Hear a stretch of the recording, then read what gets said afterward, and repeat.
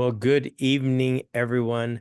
I'm going to call this meeting to order at 5:32 Tuesday, August 13th. And Miss Dottie, if you would please conduct a roll call to ascertain a quorum. Yes, sir. Chair Patrick Molina. Here. Vice Chair Martha Barrera. Here. Member Aaron Hamilton. Here. And Secretary Dottie McKinney. Here. I think we have ourselves a quorum. Thanks, everybody. Staff in attendance include Mr. Jake Colander. Well, I lost somebody. Oh, I'm on the wrong screen. But we have Katie, Lisa, Sonia, Carrillo, Lisa Hughes, and Anthony Branch, our interim principal here. And we have one guest out there, Jennifer Hathaway. Jen, good to see you again. So that is who we have from the staff and from the public. Very good. Other staff that join us throughout the evening, we will introduce when they arrive. So it is time for the Pledge of Allegiance. So here's my flag. So I pledge allegiance to the flag of the United States of America and to the republic for which it stands, one nation, under God, indivisible, with liberty and justice for all. Okay. All right. We will open it up for public comment. Anybody in the attendees is public, even though they may be staff and faculty. And Jennifer, you're always welcome to chime in if you've got anything regarding items on the agenda. Raise your hand if you'd like to be heard. Otherwise, we will move on. Give everybody an opportunity to raise their hand. Chair Molina, I'm not seeing anything in chat. I agree. Very good. And public comment is closed. Thank you all. Has everyone had an opportunity to look at this evening's agenda? It's a full one, but hopefully we'll get through it in a timely manner. Everything is really well organized. And if you had time today to look at some of those documents, that'll certainly help. But there's a lot of documents tonight. So I move to approve the agenda for our governing board meeting for August 13th, 2024. A second, please. I'll second. Thank you, Ms. Martha. Any questions, comments, concerns with regards to the agenda? Very good. No discussion. Ms. Dottie, would you please conduct a roll call vote? Yes, sir. Chair Patrick Molina. Aye. Vice Chair Martha Barrera. Aye. Member Aaron Hamilton. Aye. And Secretary Dottie McKinney. Aye. And we might see, thank you, we might see Aaron pop in and out for just a minute as he transitions from his car to his house. So we might see a little blip there. Very good. And hopefully everybody got an opportunity to look at our July 9th minutes. I did take a good hard peek at them and they look great as always. Beautiful minutes. So I move to approve the meeting minutes from our governing board meeting held July 9th, 2024. A second, please. I'll second. Thanks, Martha. Any corrections, additions, omissions that need to be brought to anybody's attention? I didn't see any. I think everybody's name was spelled right. Everything was good. I always got that wrong. I just spelled Martha's name or John's name wrong every time. One of the two. I missed an R or I missed a, yeah. All right. Very good. If everybody's good with the meeting minutes, Ms. Dottie, would you conduct a roll call vote to approve the meeting minutes from the July 9th, 2024 meeting? Yes, sir. Chair Patrick Molina. Aye. Vice Chair Martha Barrera. Aye. Member Aaron Hamilton. Aye. And Secretary Dottie McKinney. Aye. All right. Minutes are approved. Thanks, everybody. Whew. Now we're into the finance section, which is healthy tonight. So let's promote Miss Katie Rarick to the panel.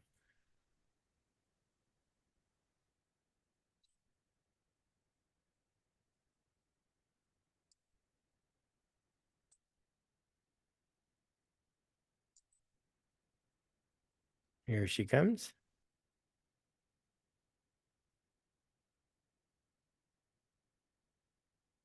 All right, had to unmute myself and I turn on my camera. Maybe, there we go. Okay. Hi, everyone. Hey there. Did the software upgrade go well? It did. Yes, yes, yes. It's all done. Bravo. Bravo. It just a little longer than I thought it would. Can you guys see my screen with has like names on it, full name on it? Oh, hold on, let me stop. Oh, you can't. Sorry. Okay, let me share again. Do it again. No, it was there. I took care of my part earlier today. I hope it made it. Yeah, I haven't looked. I just wanted before I start to give everyone this is another school, but you all should be getting this box sign, and it's for the audit, and essentially it just, and we fill it out every year. But just as if you have like a conflict with another school. I don't really have a conflict. I just do financials for other schools, so I list that. Anyway, if you have any questions filling it out, let me know, or if you didn't get it, let me know, I'll resend it. But I sent it this morning. So we just need everyone to do it, and I can upload it for the audit. Perfect. All right. That should be in your email, everybody. If you don't see that, please let Katie know. Yes. Yeah, let me know and I can resend it. Okay, we can get started on the financials. Some of these are FYI. There's a new document I'm gonna start sending. Just so you guys kind of get more detail if you want it. So I'll talk through that. Okay, so here's our check register. Our check register is pretty slim for July, and the reason being two reasons. One, we were waiting until July 26th for our FY25 money. We didn't have a lot of money to play with, and that money needed to go to the big bills like ERB,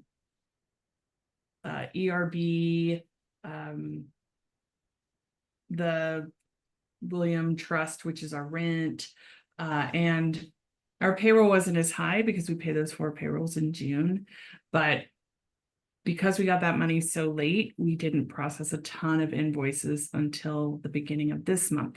So August, you are going to have probably a pretty lengthy check register. Any questions on these? No, ma'am. All right. Here's our bank reconciliation.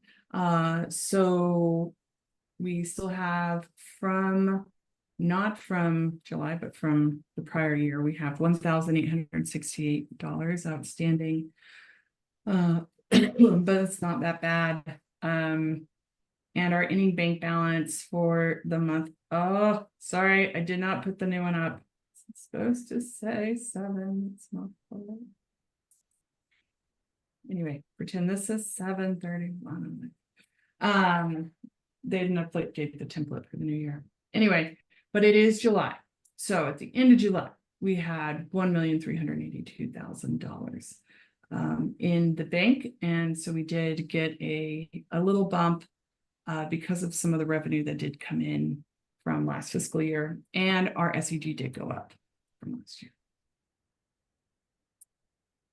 Here are July receipts, just so you can see all the funds that did come in. You can see our SEG is larger this year than it was last year. That's because it's based on 1,500 kids, and we're going to talk about that number in a little bit. And we did get some of our other funds coming in from some of our other sources. And we're seeing some of these also trickle in this month too. Okay, so this is a new document. I'm not going to spend a ton of time on it. This is really more for you all to look at if or when you want. The year-to-date column is the income statement. It's the equivalent of what an income statement would be. And this matches what we talk about or what I present at the meeting at a high level.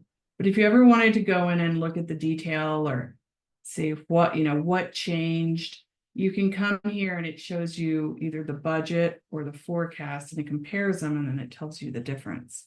So this is a way for you as a board to kind of track if you want to, at a more granular level, the different kind of expenses and funding streams we have.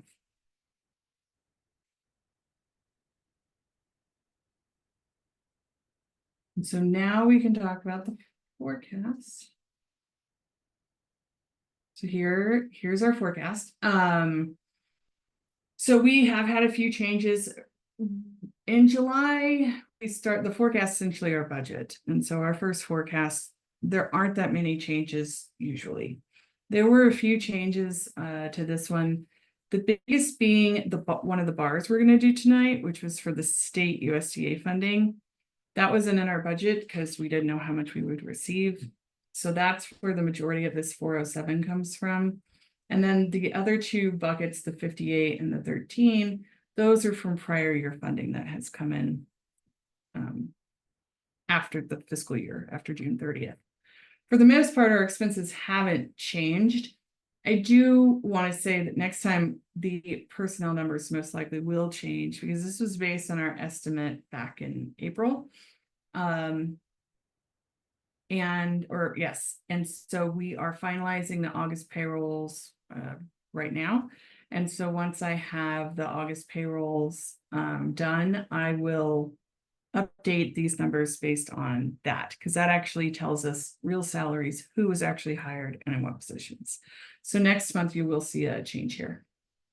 The beginning balance, the $500,000, it's an estimate right now. I haven't done your accounts payable or accounts receivable yet for the audit.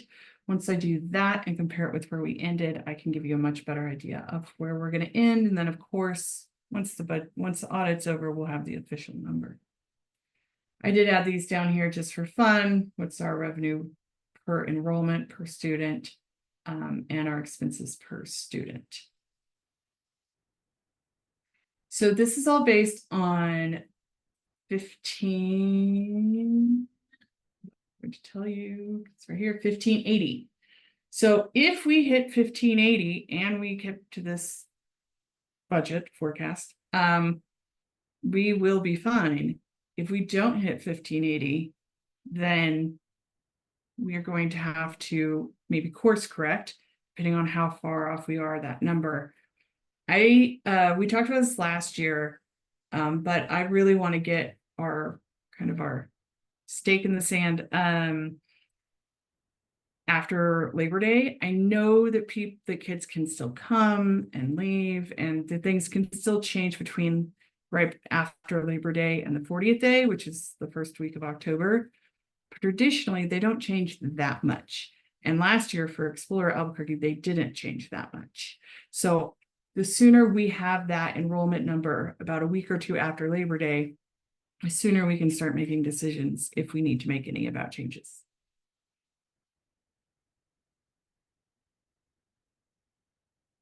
Here's our cash flow and our days of cash on hand. This is too big. And here's what our cash flow looks like. And the reason it's 17 days of cash on hand and the rest of the is higher is because, again, we run those 4 payrolls in June. So our expenses go up and our cash goes down in June. So next steps, I think we're starting the year really strong. I did talk to Justin and Jake, and it does sound like we're in a good place for enrollment, but Jake can give us a up-to-date update if you have one. And so again, this first part of the year, all you're going to hear me say is enrollment, because that's what's going to drive this budget. The lease application was submitted, and so that should be all squared away, and we will receive those funds in November. And we are currently in Aaron's favorite season, audit. So we are working through everything. They have changed the guidance around capital assets. We just learned today. So we'll have to look into that. But everything's looking good. So please keep all the things crossed to make sure we stay looking good. Have you had an opportunity to digest those capital changes? No, I got them at like 5:15 or something this Oh, evening. brilliant. Okay. Yeah. My question to our auditor is, do we have to go back fiscal years and account for those kind of changes, or is it just moving forward? And he may have put that in the email and I haven't read it close enough. So that's one of my questions. Okay. Because that will change how much work this capital asset thing's gonna take. And yeah, and so we're just so I'll give you guys an update on that. next time. And other than that, we're just trying to stick to the September numbers. Or yeah, whatever we hit in September. And then the rest of the stuff I have are bars. So if you guys want to approve the financials and then we do the bars. You want to quicken numbers right now in enrollment? Oh yeah, that'd be great. Okay, so, and this is based on Power School. So these are kids in our Power School with schedules. For the K-12 right now, we're sitting at 1,446. I met with our director of outreach as well as with Justin, and the three of us had discussed doing, excuse me, doing an outreach plan. I shared some of that actually with Chair Molina when he and I were able to meet. That there is a process going forward. There's a couple of steps that we definitely would like to do this year to up numbers, but we need APS to be in session for a little bit before we do things like a mailer based on mailing lists. We need them to have their stuff set. So over the next 30 days, we have an action plan in place to try to bring in as many numbers as we can. And I will adjust my mindset to aim for that Labor Day for budgetary purposes, but we're 134 students shy of what we need. I know we have space at the K-5 that just opened up for some kids who left. And we have a plan. So I'm hoping, right, you said fingers and toes and any other appendages I can cross right now, like eyeballs and nostrils, will be crossed for as long as they can be, that plan will pan out the way we hope it will. Yeah. And it's not to say that we can't change it if in a month, we have a number and then by 40th day we have another number, like then we can change it. I would just, whatever the number is in about a month, that's what we should kind of plan a budget around to be conservative. And then if numbers go up, we can continue to adjust. So. You bet. Jay, can I ask can we invite the director of outreach to our next board meeting so that we can see and understand that plan going forward for the rest of this school year, but even more importantly for the next school year? I'd like to see a plan going forward. I don't think we've ever really engaged in that, and I'd like to see what that looks like. That'd be fantastic. Is that possible? Sure, I'll make sure she's invited. Outstanding. Yeah. Looking forward to seeing what that looks like, because we have plenty of competition out there. So I'd love to see how we're marketing our wares to the community. And I'm guessing my peers might be interested in that as well. Along the financial piece, everybody, if you didn't make it to the first audit meeting, which was a couple of weeks ago, our next and only opportunity is this Thursday morning at 9 o'clock. I will be attending that meeting. But if you didn't make it to the one in July, which I was not able to make, then that's our last shot. So please do everything you can if you've been invited to that meeting to attend that meeting. Unless you went back in July, then you're fine. You only have to do one. All right.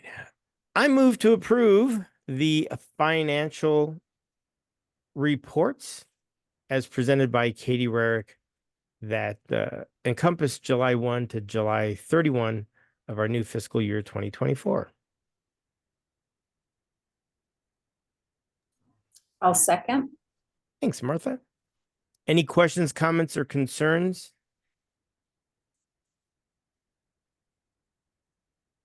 My only concern is getting that 134 number squared away, or get it as close to that 134 as possible. Each student is worth approximately $15,000 on our budget. So 4 students is a teacher. It's a little bit less than that because of Is that- operational, because some of this funding is like stagnant. Doesn't matter how many Okay. kids we get. Okay. But operational, it's like 12,000. So you were Yes. close.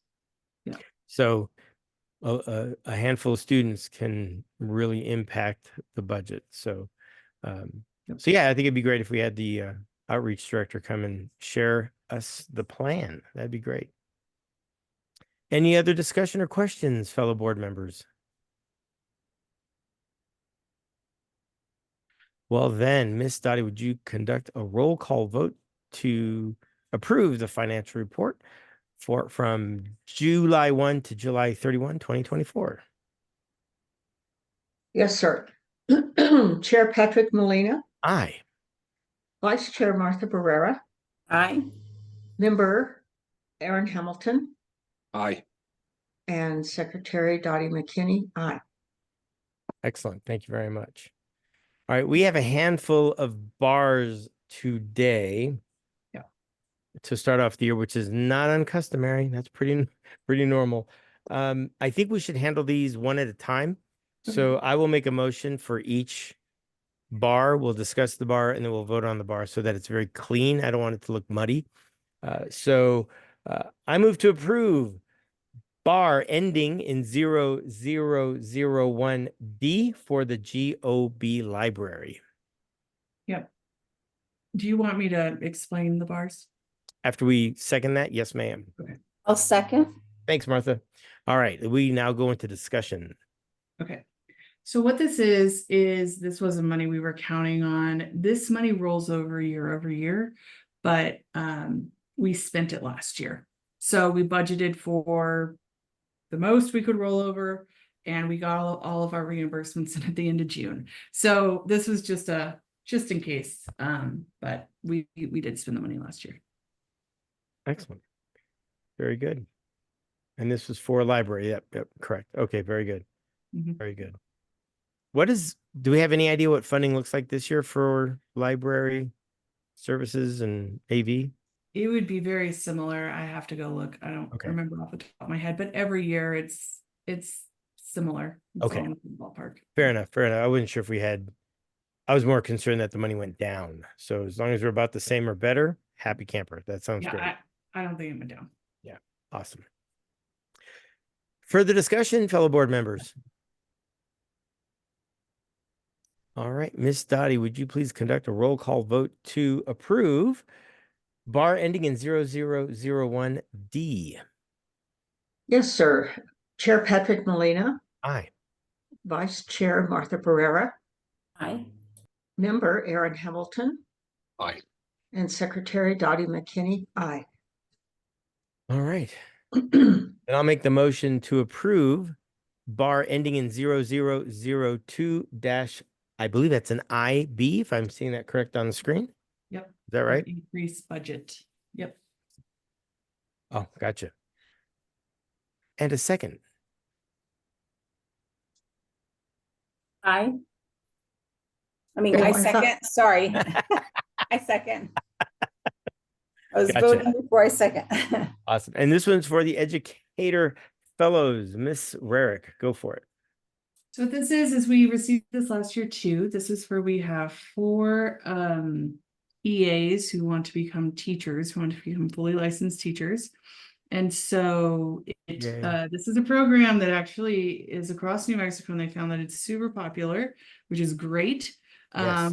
And it's a way, and so it pays for the EA salary for the year, and it also pays for some of their professional development or additional curriculum or whatever they need so that they can get that license to become a teacher. And then a lot of times, once they go through this program at a school, they stay at that school to become the teacher. So it's like a way of growing, additional talent. So it's a really good program, and we received 4 for Explore Albuquerque. That's fantastic. Absolutely brilliant. Jake, do you know if we have all 4 of those slots in place? Do we have people in those slots already? We do not. We had a young man who was going to fill the 4th. So we had 2 people that were potentials. One, her program allows her to get paid as a full-time level 1 teacher her Wow. 2nd semester doing her In teaching.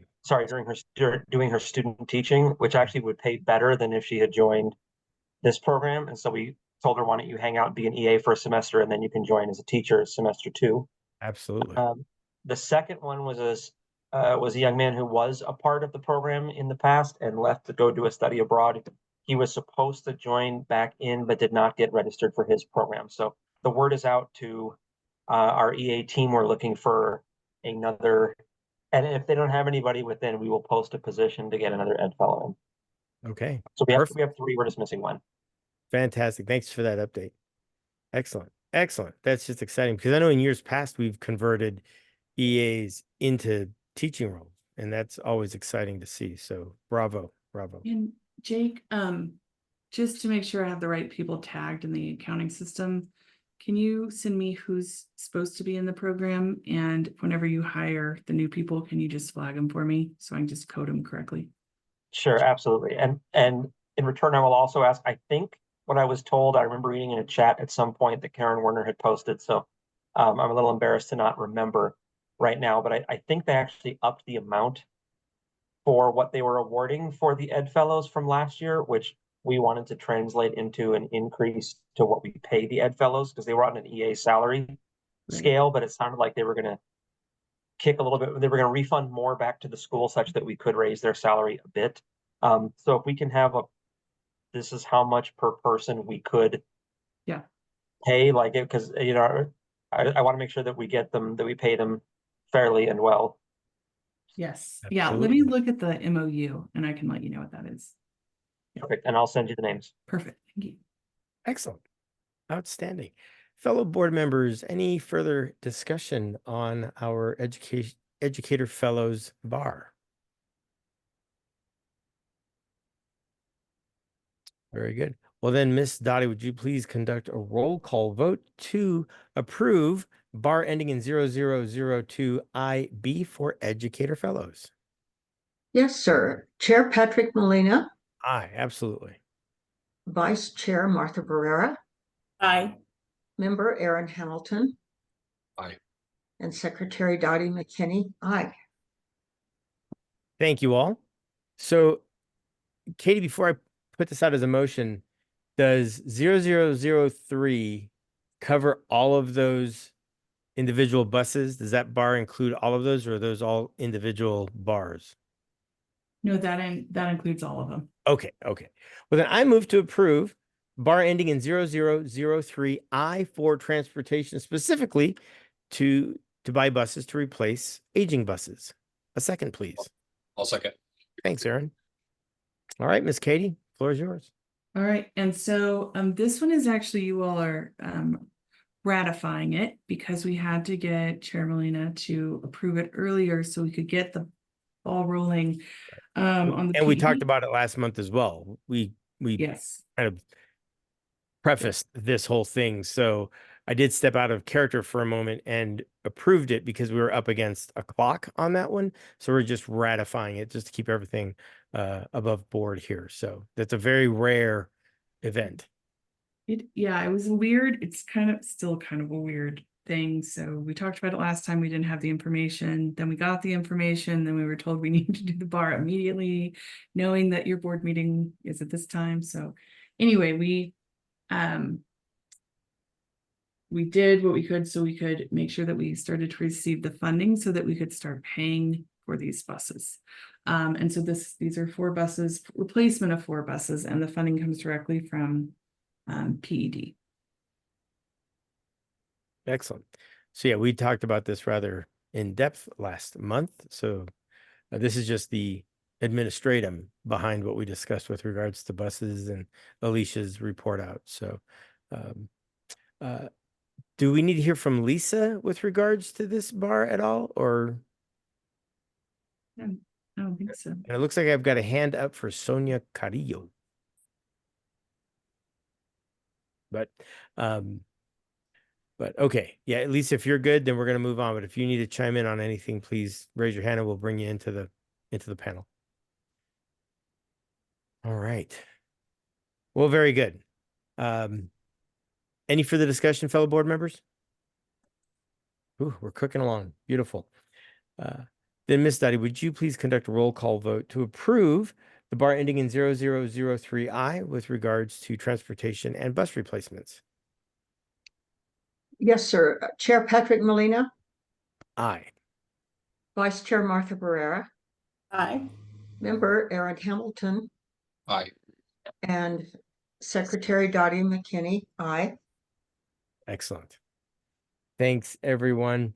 This next one is kind of neat. So I will move to approve bar ending in 0004 IB for the kitchen infrastructure grant. This is exciting. Give us the update, Katie. Okay, I'll second so, Oh, thank you. Thank you, sir. so this is a grant to help build out our kitchen infrastructure. And so we submitted, not me, folks on the Explore staff, submitted actually a pretty extensive application for this. And you have to have architecture plans, and it's pretty intense. And they got it. And so for $500,000, and so we can use it to upgrade our kitchen facility and build additional facilities also. Yeah, pretty exciting. We're gonna actually have a fully functional kitchen in that big flex room, which will be fantastic. We won't be catering meals anymore. They'll actually be prepared on site. So bravo to the staff for getting this through. This is absolutely fantastic.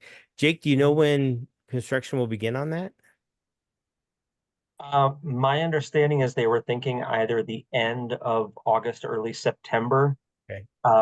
Is when they were starting. I think that they were supposed to have started, obviously, I mean, the original plan was for them to have it done and ready by the time school began. That got pushed back, and when I last checked with Katrina Lovelady, actually deserves as much of the credit as I can give. She was the one that I know was definitely hands-on in this. If there were others, I'm not sure, but she did awesome in terms of getting this pulled in and getting this approved for us, and actually got similar plans approved for other campuses as well. But I think that when I last spoke to her, it sounded like it was being, again, pushed back towards end of August, early September. Okay. Very good. Very good. All right. It'll be exciting to see that happen. Very good. You know, and Miss Lovelady should probably be invited to, if not next month, the month after, to give us an update. I think she should be applauded for her accomplishment. And I think it would be great if we could recognize her here and get an update at the same time. So again, in September, October, either one, whichever fits her schedule best, it'd be wonderful to have her here. But I think we should recognize her accomplishment. And I think it's certainly worthy of her time. So if you wouldn't mind. All right, Mr. Any further discussion, fellow board members? I think we should have a gathering when we open that cafeteria up. An unofficial gathering. It won't be a quorum necessarily. We'll stand in different parts of the building, but it'd be cool to be there to see that open up. All right, very good. Well then, Ms. Study, would you please conduct a roll call vote to approve bar ending in 0004IB for the kitchen infrastructure grant? Yes, sir. Chair Patrick Molina, Aye. Vice Chair Martha Barrera, Aye. Member Aaron Hamilton, Aye. and Secretary Dottie McKinney. Aye. All right. Bar ending in 0005 was voided, and I think it's replaced with this one. Is that correct? Did I read that right? Yeah, that's Okay. right. So then I move to approve bar ending in 0006I for the Universal Free Lunch Program. So I'll second. Thanks, Aaron. I always forget about the second. So you saw this on your forecast. This was a change because we didn't have budget for it. We did the budget, and so this is the state's portion to help us fund our food program. And so we get the USDA portion, and then we get the state portion to supplement it. And so this is based on our actuals last year. We're always going to be running a little behind on this, right? Because we're a growing school, but they do base it on last year, and then they try to adjust it during the year based on the reimbursements that they see coming in. Yep. I remember this being a topic of conversation a meeting or two ago, is that it's always done in arrears, which boggles the mind, especially for a growing school, but we've always made it work. Yes. Katie, how is this amount determined? Did they send you like a projection, or did we actually already receive this? No, so they just send it to me and they say, this is what we think you're going to spend this year. And then Katrina actually submits reports every single month, and a part of it draws down on the USDA and part of it draws down on the state. And then we just draw down on it. And then if for the USDA one, if we run out of budget authority, we usually have to do a bar in April. For this one, I think if you run out of it, you run out of it. They just won't, continue to pay the state portion. Or last year they did do an adjustment in February. And so they might do that again this year based on the actuals that they're seeing coming in. Perfect. Thank you. Yeah, Uh-huh. thank you. Any other questions or comments, fellow board members? Very good. Miss Dottie, would you please conduct a roll call vote to approve bar ending in 0006I for the Universal Free Lunch Program? Yes, sir. Chair Patrick Molina, Aye. Vice Chair Martha Barrera, Aye. Member Aaron Hamilton. Aye. And Secretary Dottie McKinney, aye. Excellent. Thank you all so much.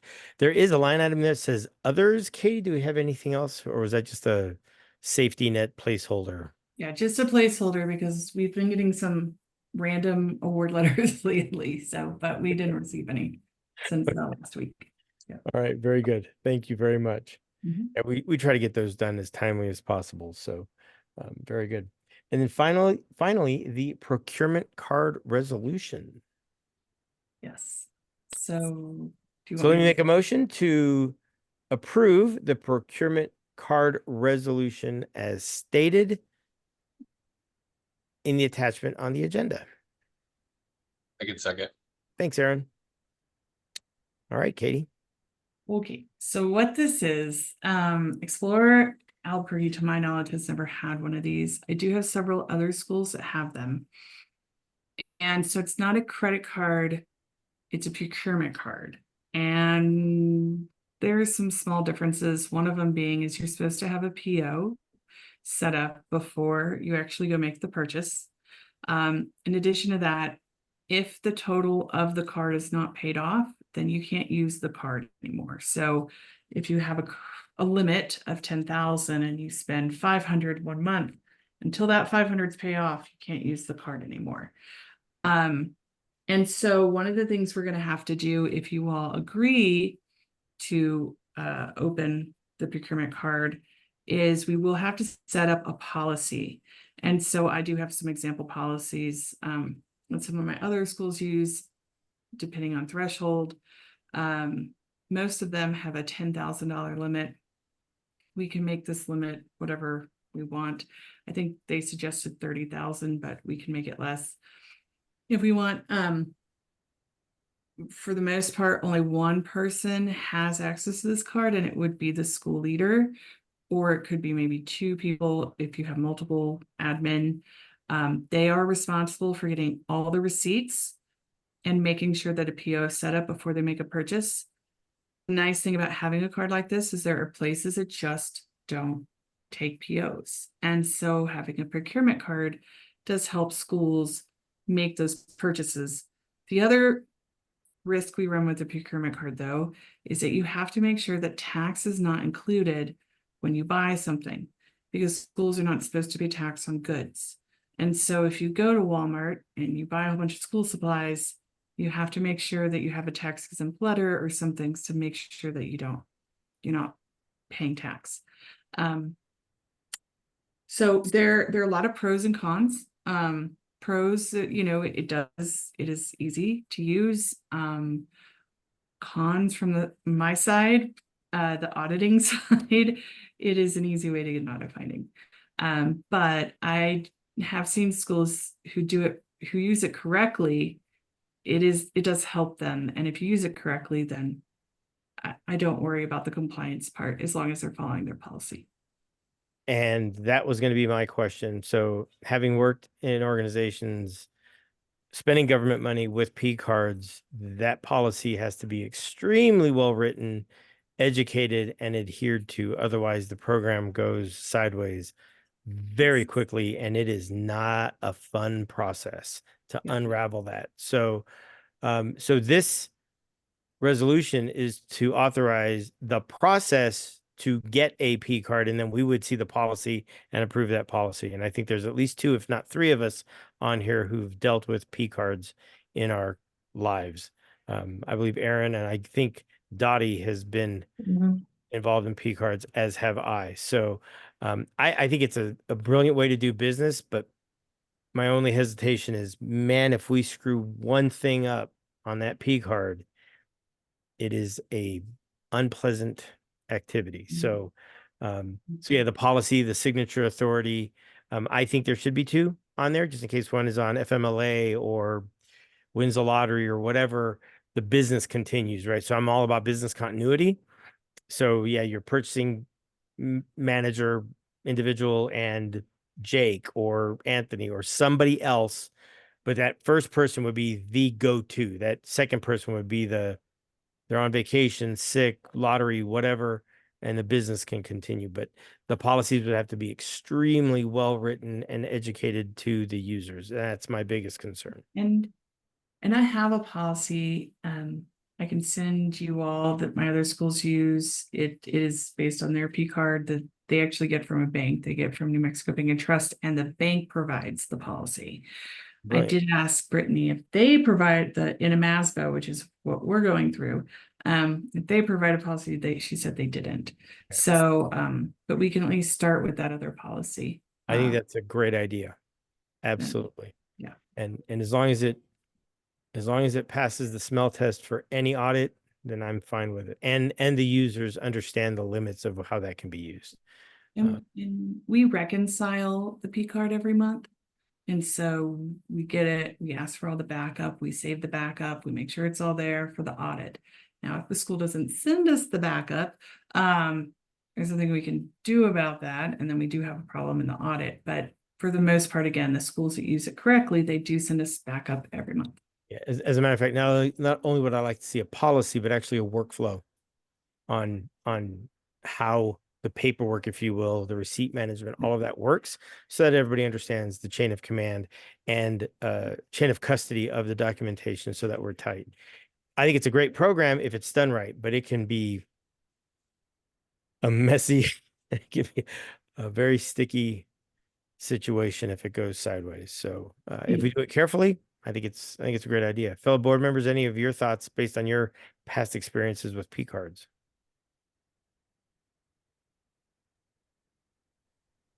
We're planning on approving the policy to use the P card prior to it actually being used, correct? Yes. Yep. Okay. And then is there a way that, similar to looking at all the checks, can we also see the reconciliations of the P card in our monthly financial packets just to make sure that we're aware of how it's being used? Yeah. So, on the check register for our schools that have P cards, there's a separate section that's just for the P cards. So you know exactly which expenses go to that thing. So yeah, yes, this is just to start the process to get it because it takes a while to get it and do all the paperwork. But next meeting, I will bring the P card policy, or I will send it to you all actually before you guys can make edits, changes, suggestions, and try to incorporate those so that we have a policy to vote on for the next meeting. Perfect. And I don't even know if we'll have it before then, but we definitely won't use it, even if we do have it. Yeah, perfect. Yeah, a policy, and again, that workflow, right? The chain of custody of how things need to be reported. If I can see it, right? If it's not written down, it doesn't happen, right? So, if it's visible and educatable, then our accountability goes up and our audit risks go way down. And Aaron stole an idea out of my head is that I would love to see a separate report on the P card and all of that. So, because it just takes one, and kimchi. So awesome.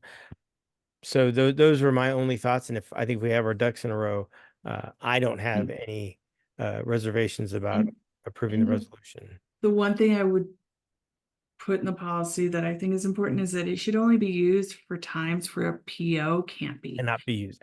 Because this should not be used daily to go to Staples or whatever. Like this should be used only for specific things, or else you create a mountain of paperwork that is just like unwieldy. So. And then the P card didn't save us anything. Yeah. So yep, nope. Absolutely. And that will be, I think you have enough eyes here that when we look at the policy, we can certainly build something that makes a ton of sense. And you're right. It should be used not as your last resort, but as this it's a mom and pop. They don't take POs. They barely take credit cards, but this is what we're doing. Great. Fantastic. Then let's do business, but it's got to be, it has to be that kind of last resort to transact. And then I would be very interested in conducting our own internal audits to see was everything conducted. Just like every now and again, I'll pick a random line item and say, hey, show me the PO and the process on this expenditure. We'll do the same for the P card as well. So I think if we do that, it shows due diligence and we're doing our jobs. So fantastic, fantastic. Excellent questions. Any other thoughts, concerns, board members? All right. Well, then I'll ask Dottie to conduct a roll call vote to approve the resolution authorizing the issuance of an individual procurement card to get the process started. All right. Chair Patrick Molina, Aye. Vice Chair Martha Pereira, Aye. Member Aaron Hamilton, Aye. and Secretary Dottie McKinney. Aye. Excellent.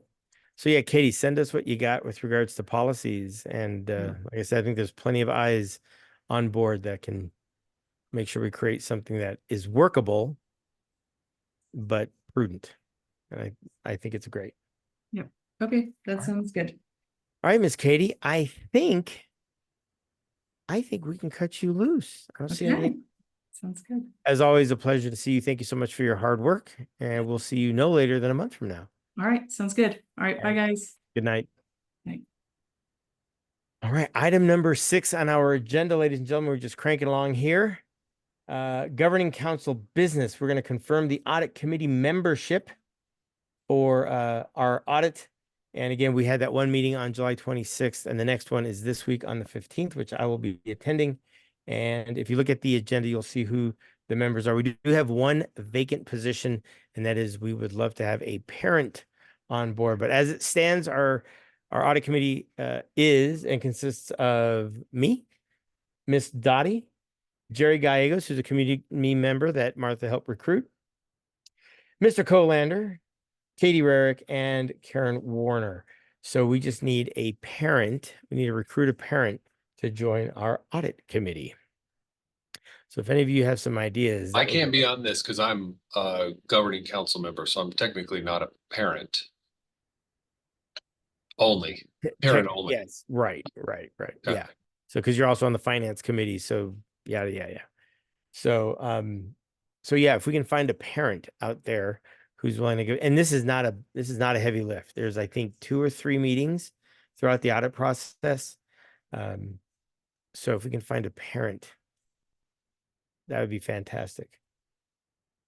And this doesn't require a vote. It's just an agenda item to show everybody who's on.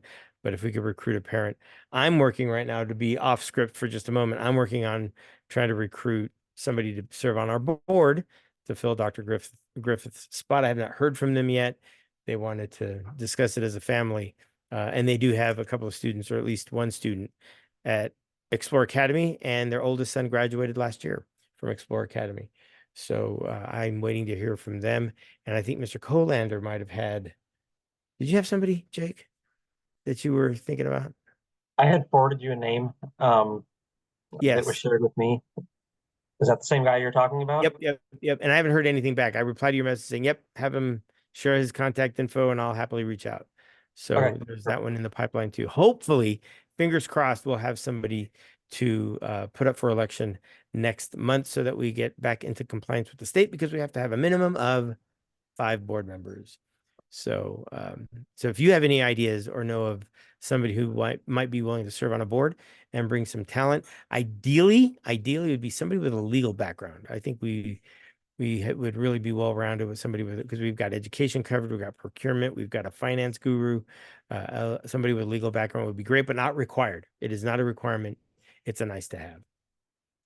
So there's my plea there. And then for that vacant parent, and because I'm not at the school a whole lot, I don't know a whole lot of parents other than folks that live up the street that I'm trying to recruit to be on the board. So Aaron and Martha and Jake, if you can find a parent, that'd be fantastic. And you have to find them by the 15th, apparently, because they have to be at that meeting. So there you go. Thanks. All right. The annual review of the charter contract. I'm not sure who's leading this one. So Melissa, I'm not sure who's supposed to lead this little section down here for our mission goals and performance framework and all of that. So I did not hear from Karen who is leading that. Jake? I Do you- can, yeah, I can talk us through it. That's Thank Okay, you. cool. Thank you. fine. Sure. Let me. I know these.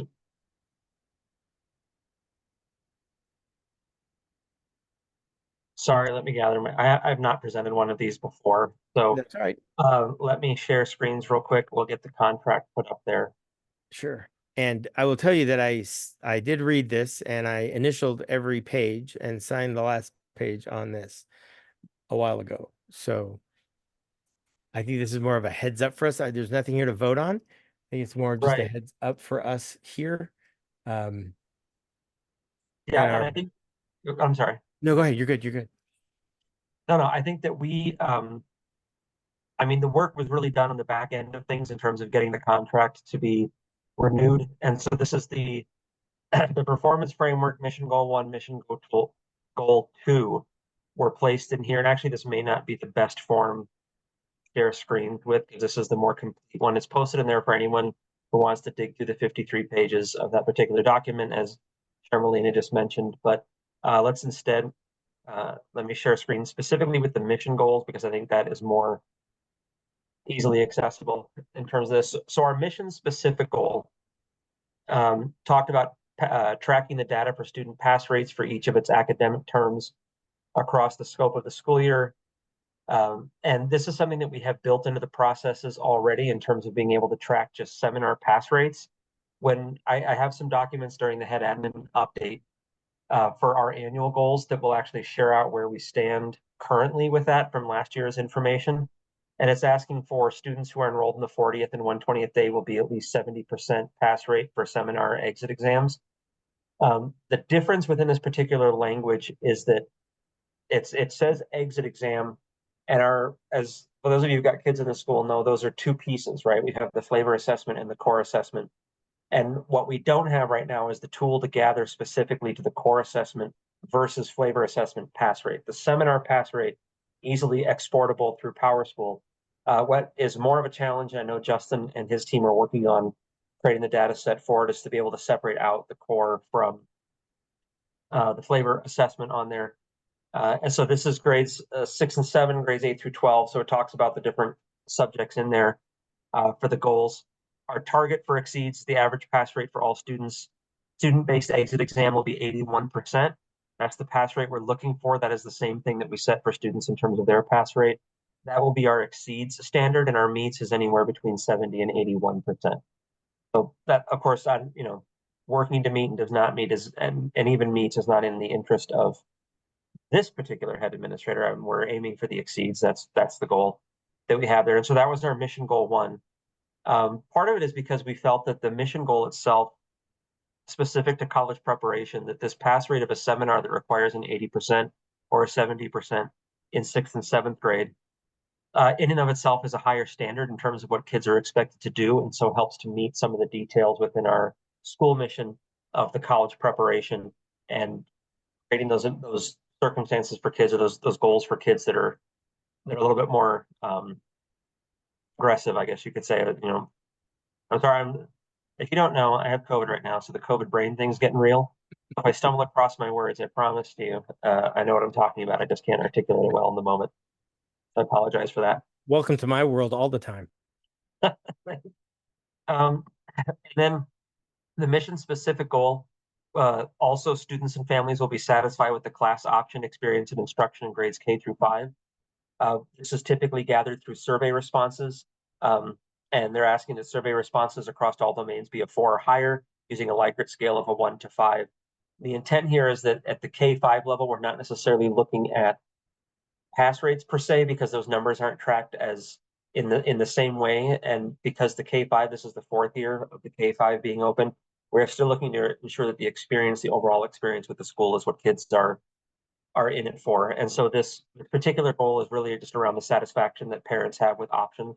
You'll see that our exceeds goal was that 91% or more of responding parents answering with input from their children grades K through 5 will feel positively about the classroom options and the experience and instruction by the model as reflected in all students score. And then the meets is anything between 80 and 91%. So I know that work is happening now. And this information we have our goals planning meeting with our principals. I'm having that with our 2 principals tomorrow with Mr. Branch over at the 612 as serving as our interim principal right now, and as Dr. Esmeralda Valdez at our K5. So we're focusing on kind of our annual goals, which will be performance goals, which again I'll share in a bit. But this will also be shared with Dr. Valdez so that she knows we're looking for those flavor selections. The flavors were written like that process. She came in obviously, as you guys know, in July, and so that process really for her is just getting underway and her getting to know it. But I want her to be aware of what the expectation is for the mission goals. And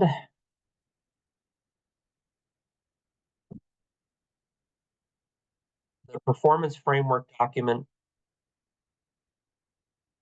Go to page. Let me share screens real quick, and I'll go to page 16. This one.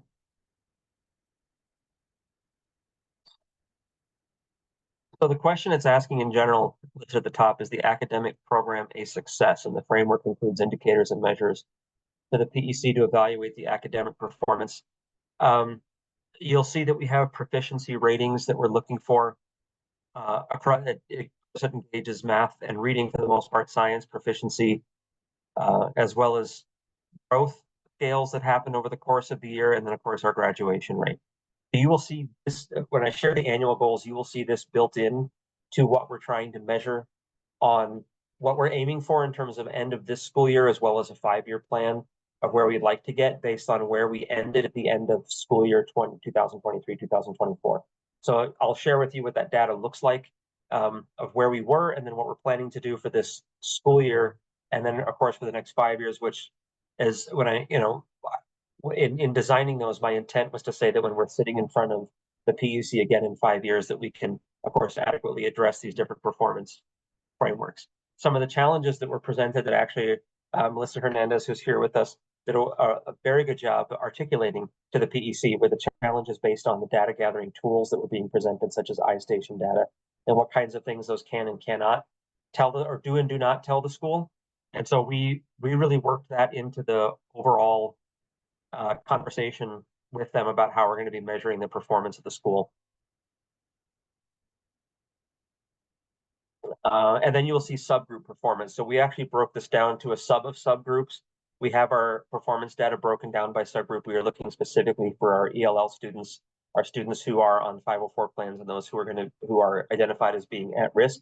We found that our general SPED population actually performed about at the same rate as the general school population on pass rates within these. But the numbers that I have, and I'm sharing with you guys, hopefully will be a little bit better in terms of eye candy of what you can look at and see and take apart. But our goal, of course, is that as we're building around these measurable goals specific to the mission, that we're trying to exceed what it is that we're setting out to do, which is to create the school that kids are happy at, that parents want their kids to be at, and that is also showing academic success, a better graduation rate. And our continuing focus, of course, will also be community building and our retention, our student retention. So let me jump back out to. There's a couple things on here that I didn't prepare for this. So in terms of the compliance list indicator 3C of performance framework, it's sending me out to an Excel spreadsheet that's not allowing me to open it. So I can share my screen to show you 2 things. Yeah, that does not work. So I have to write a letter to the state before the end of this month, attesting that this board has reviewed the contract and the performance framework. It has already been done, but now they want an official letter from the board and the board president. So that would be me. So let me share my screen really quick, if it'll let me here. Nope, that's not what I want to do. Hang on. Sorry, guys. I was on the wrong share button here. I do have, there it is. Green button, Patrick, go figure. So hopefully you can see my screen right now. Yes. Yep. Okay. So this was the section they are specifically wanting us to be aware of. We are responsible for the entire set of documents on the agenda that Jake just covered. So if you haven't read through that rather dry, but we are held accountable to that as a school and as a board, go through it. I'm somewhat familiar with it as I was responsible for sitting in front of the PEC with this, but this is the one that they are very interested in making sure, so that I make sure that you have in the minutes that we did, pardon me, indeed review our contract and the performance framework. And if you need verbiage on that, I can send it to you so that it's complete. And then we have to provide minutes to the state by the end of the month saying that we did this. So I will send them the draft version of our minutes and a letter saying, yes, the board recognizes and knows that, and has read the contract and the performance framework. But for us today, what they're interested in us making sure we know about is item 3, Charlie, right here, is a school meeting reporting requirements. And there's another document that spells it out. And that's this one here, the performance framework rules. And the list of annual compliance requirements must be submitted no later than July 1 of the year. Apparently, a whole lot of schools are not hitting this metric. So they're holding boards accountable to make sure this is happening. I don't believe that's been us in the past. If anything, we haven't provided metrics because the state hasn't provided us the information to give back. So that's usually the case in the past. And Melissa, if you have anything to add, feel free to chime in. So we did work with the PEC just so that we could determine some business roles in case we're not considered spotlight based on what PED has designated as that.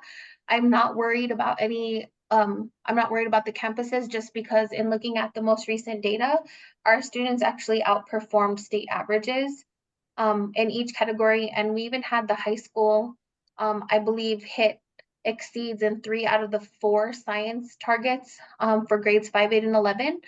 So I doubt we'll need to utilize this document. It's just great to have just in case, but our students are doing an incredible job.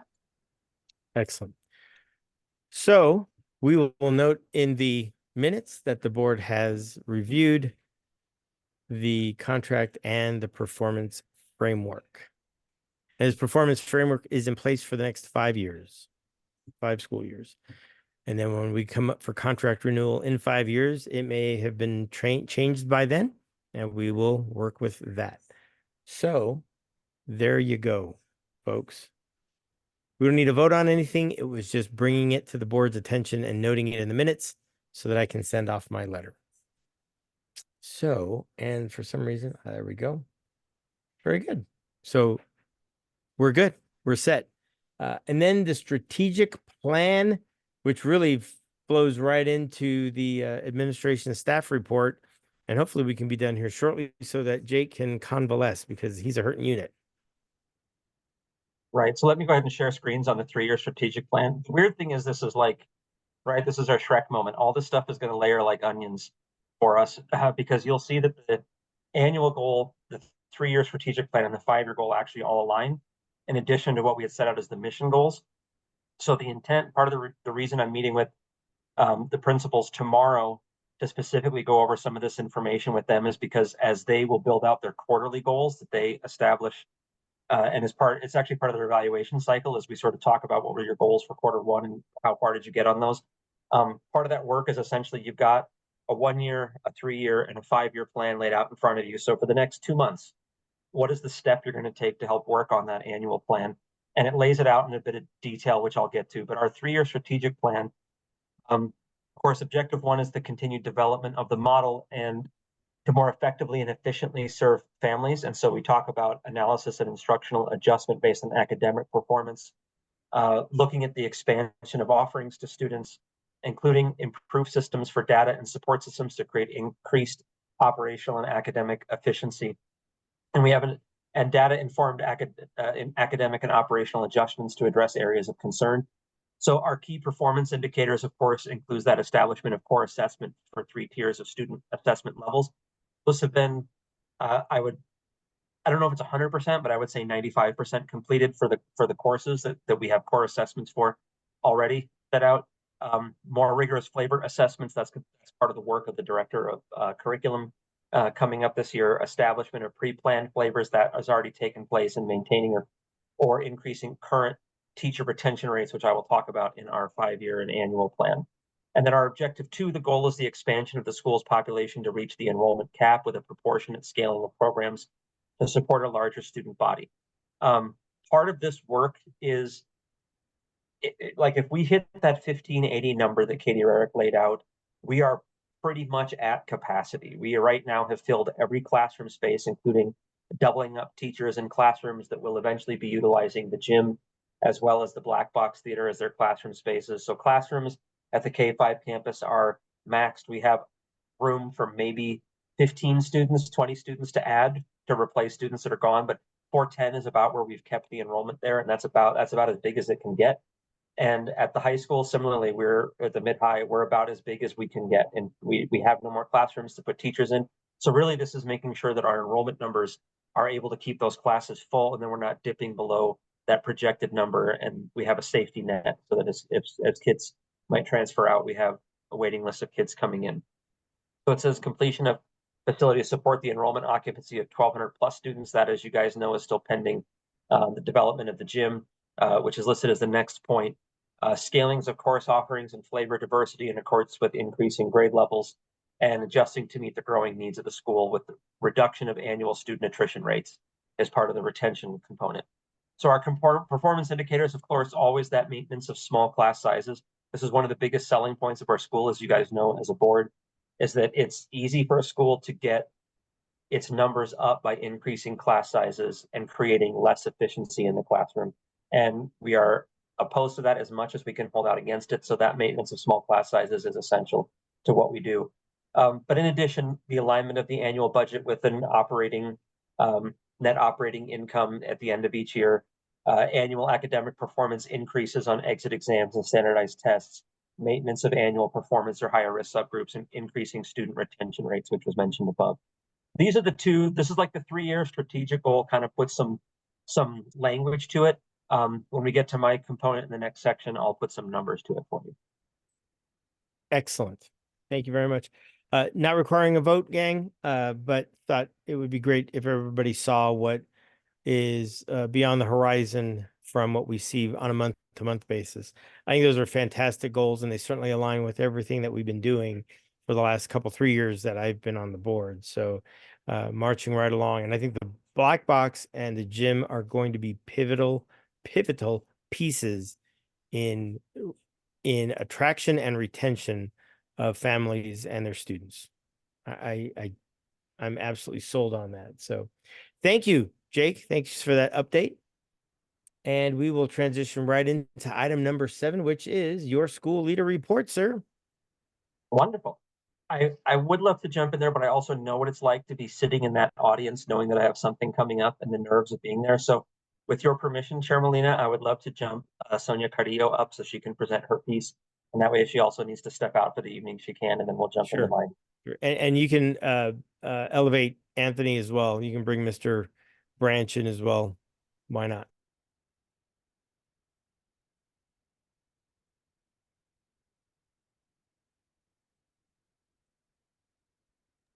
And it looks like we lost Jen Hathaway. Okay. Well, I'll have to give her a call.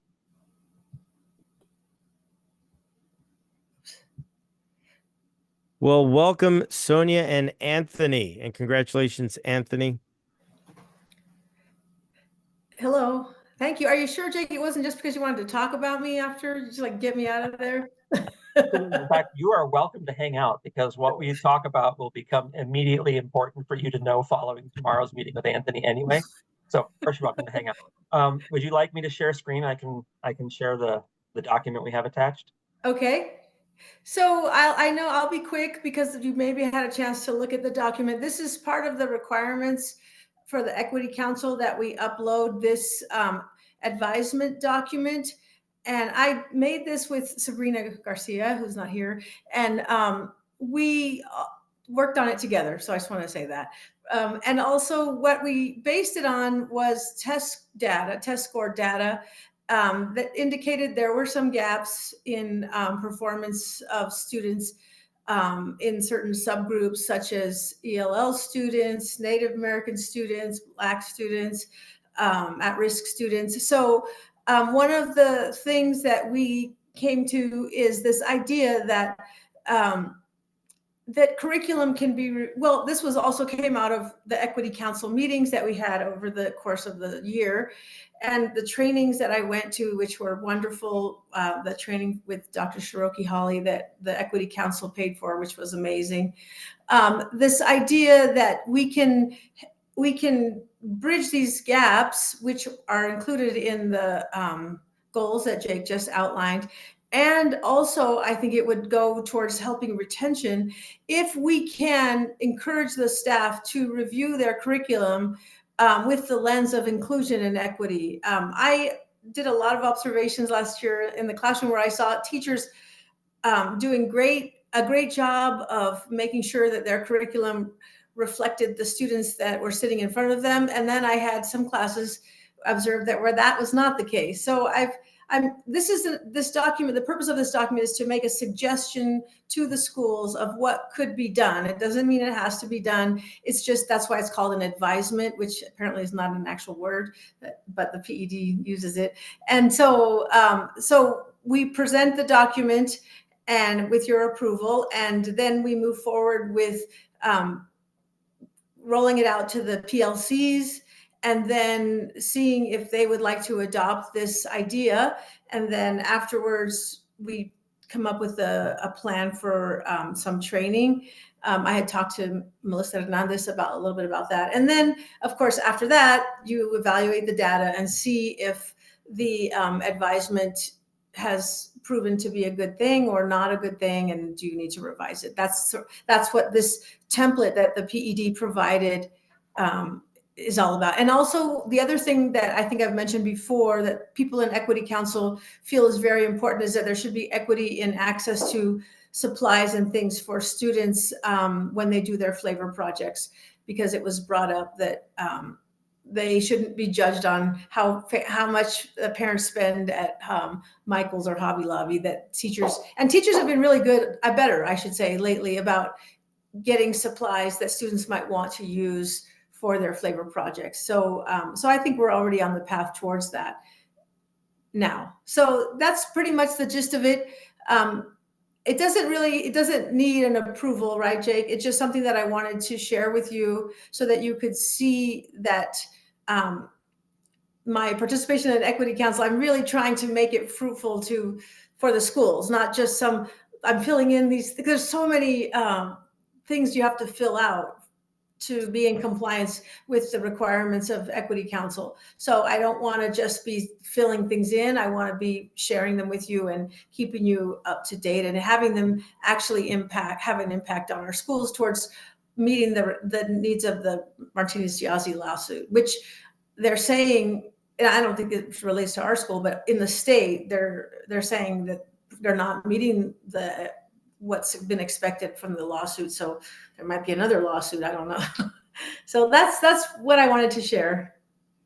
Wonderful. Well, thank you so very much. I appreciate these updates. I don't get to sit on that council, but it's nice to hear that it's not just a pencil whipping exercise saying, yes, we do these things, it's actually hitting the classroom and the students in their environment. So I think that's fantastic.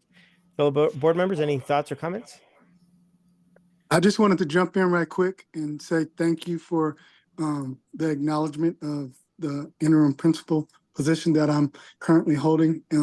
Trying to figure out my phone because I'm on my phone, so I had to figure out how to get myself off of mute. So I didn't want you to think that I was ignoring you. I was just trying to figure that out. So no worries, so no worries.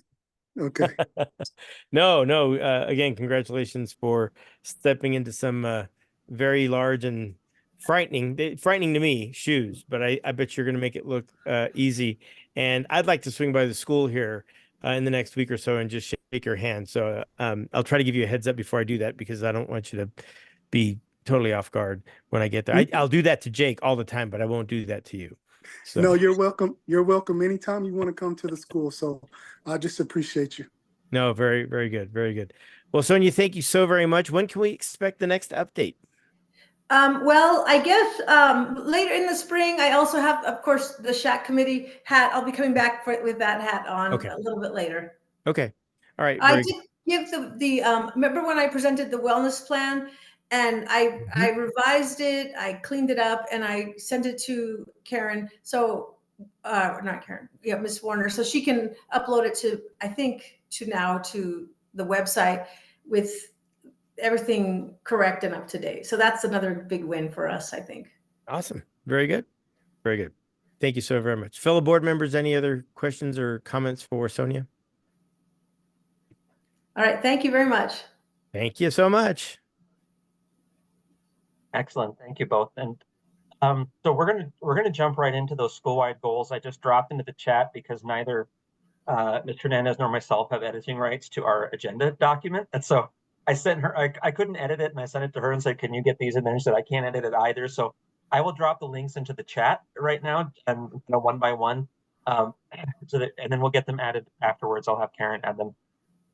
But I wanted to take a look at the plans that we have for this coming school year as well as for the next 5, because I think you'll see that some of the things that even Sonia is mentioning as part of the Equity Council fits into the how, right? So we're kind of trying to do the what as to what we're wanting the school to move forward with. And I did mention, I think at our last board meeting, that I felt remiss to not have a better understanding of iStation data and where our scores were. So I have met and done some training on that. And of course, it was what generated the first one. So it was valuable for me. I will try to go through these quickly but thoroughly so that you all know kind of where I'm coming from with some of these. I wanted to ensure that, of course, our school has to have an academic goal around standardized assessment. And our rationale for our K-5 goal is, now that we've seen what the iStation looks like, this is what the data shows where our students ended in our April 2024 assessment. I would like to continue to utilize the April of 2024 because, as you all know, that we are a growth mindset school that believes in mastery learning, that sometimes those iStation results as they go, things change, and that's the way they are. So we'll keep our eye on how things go month to month because they do monthly assessment. But our determination of whether we have met our goal will be based on the April assessment within the year. The way it was explained to me, and again, I know Melissa, you've got a better understanding of this than I do, even still. And as it was explained to me, I had our director of instruction for K-5, Lucy King. I got on a training with her, and she talked me through some of this data. And as I kept asking questions, I realized I was in a rabbit hole of information that iStation produces. One of which is that iStation continually adjusts to a moving target. It's adaptive as a test for where kids perform. And so I've put my iStation people on it, including Lori Adams, who's our instructional coach over at the K-5, to say the goals I'm designing, do these fit what iStation can do for us? The way it was described to me as simplistically as possible is, when you look at the summary data, anyone who is a level 1 is falling below expectations. Anyone who is a 2 and 3 is near, and anyone who's a 4 and 5 is proficient to mastery. And so that's kind of the scale that we're working with. My goal was to see how we can both increase those students performing at the level 4 and 5 and also decrease students performing at the level 1. So our goal for the coming, so this first chart here was our math results for our April assessment. As you can see, our first grade class kicked so much butt that there wasn't even room for numbers on their level 1 and level 2 results. The numbers didn't fit in the squares because it was one student who performed at a level 1 and one student who performed at a level 2. All the rest of the students were 3 through 5, and a big enough chunk that, of course, they threw, as you can see what sort of the pattern is with students in our math results. And I will say that moving up to the 612, which we'll see in a bit on our iStation results, which I shared last time, our students tend to do a much better learning curve in math last year than they actually did in reading. And so you can see our reading scores here. I mean, if you just look at it overall, you go back to those first graders, and there's still that early reading gaps there that we would tend to see normally. It's that math that they perform strong in, and so that was good. But my summary report was identifying where the cohorts stood, because the other thing I'm always leery about as a teacher, when I was evaluated by the state, it was always by how my current class was doing. So if my graduating class of 2023 performed one way, I had to show improvement in the results of my graduating class of 2024, which, as we know, are different kids, different cohorts, different strengths. And so I never felt that those comparisons were as relevant or easily identifiable as to where gaps were than doing cohort-like comparisons. And so the numbers that we listed for our goal really is taking the numbers that we have for our current kindergarten students. Then we'll be looking at their scores in April this year of our first grade and comparing those, so that we're comparing the cohorts as they move up, which means we will not have a goal for our K team, because we won't have, of course, last year's information for them. So our goal in 5 years is a distribution of achievement on end of year short cycle assessment broken down to students at level 1, reduced by 50% each year until a minimum number no greater than 5%. So for the next 5 years, that's sort of asymptotic. I think I'm using that term correctly, Mr. Molina. Please correct me if I'm wrong. But we are doing a continually reducing but never hitting zero line of kids performing at level 1. And we're hoping to create a reduction of 50% each year. And I will put some more specific numbers to these. And our intent, of course, also for level 4s and 5s is to increase the number until it matches with no less than 75% of students, and the other 20% distributed between levels 2 and 3. So that's our 5-year goal, is that I'm saying that our students who are kindergartners now, by the time they are clocking out in 5th grade, what we have seen is this shift to the fact that we have fewer than 5% of our students performing at level 1 still at those goals, and 75% of our students performing at the 4 and 5 is where I'm aiming. So our annual goal is that all cohorts will demonstrate a 15% increase in student achievement levels 4 and 5, and that 50% reduction in the number of students scoring at level 1. And numerically, it presents the following. And I wanted to share this because sometimes numbers can be deceiving when you only share percentages and you forget that we are at a small school. So if we're talking about a 15% proficiency increase for our first graders, for that total cohort, we're really talking about a total of 10 kids that we need to get moved up. Second grade, because as first graders, they performed so well in math, it would be reasonable if we can move 4 kids up to a 4 and 5, because that's really all we have left to move up, because so many of them performed there already. On average, we're looking at essentially a 15% increase equates to about 10 students within each grade band moving up into that 4 and 5 level. And so hopefully what that translates to is our 3s are definitely moving into 4s and 5s, and some of our 2s are matriculating up there as well over the course of the school year. And for reading, of course, the numbers play out the same at similar percentages. It's about 10 kids moving up into proficiencies at each one, and a decrease.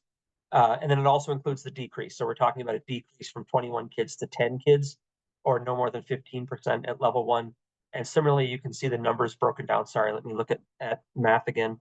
It's a decrease from 7 kids to 3 kids at a level 1, decrease in math not measurable at level 1 for our first graders that are now our second graders, a decrease from 11 to 6 kids, and on down the line. So you can take a look at how we laid out both numbers to show increased proficiencies at 4 and 5s, as well as numbers for decreased lower scores at that level.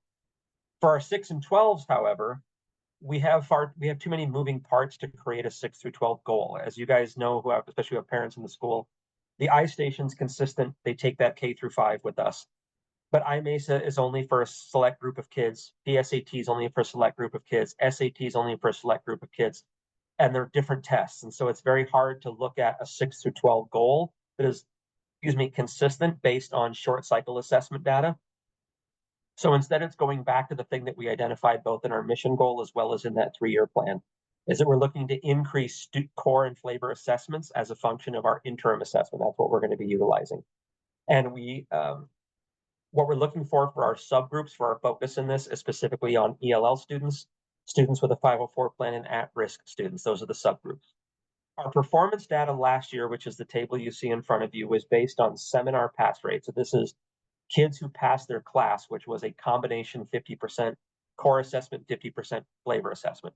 When I spoke to Justin about how we can gather specifically to core versus flavor, as a brief interlude to that, the flavor assessment is designed to be more project-based and is upper level Bloom's taxonomy, which should indicate that they cannot do well on it if they can't perform well on the core assessment, which is lower level blooms, the basic skills there. What the math department did a brilliant job of sifting through 2 years ago was that the discrepancies between core assessment and flavor were actually quite large. The kids might score at the middle school a 40% on a core assessment, 100% on their flavor assessment, and at a 50% weight, 70% meant that they passed the course. But they said, but they only could do 40% of those core skill questions on those assessments, and they felt that that discrepancy was too big. So right now, the data gathering tool shared out seminar pass rate T1 through 8 of courses for our 8th through 12th graders, and quarter 1 through 4 is for our 6th and 7th graders. But it breaks it into seminar pass rate. Justin and Clint Kaspar, who has joined the ELS team specifically for data, they are working on a tool to separate out core versus flavor. So that's where I would eventually like to get with that. But what you can see on this information, I just pointed at my screen because I forget you can't see my hand. The total that you'll see out here is our pass rate, total pass rate, and then you can see it broken down subcategory. So you'll see, of course, our gifted kids performed very well. Our special ed students actually scored really well. And if you look at the middle school, scored right on par. In fact, in quarter 4, outperformed our mainstream population. Excuse me. So I really wanted to focus on at-risk students, 504s, and ELL students, because we felt those ones scored low enough that we can make some aggregate improvements on them over the course of this. I apologize, throat's going dry, so excuse me just 1 second.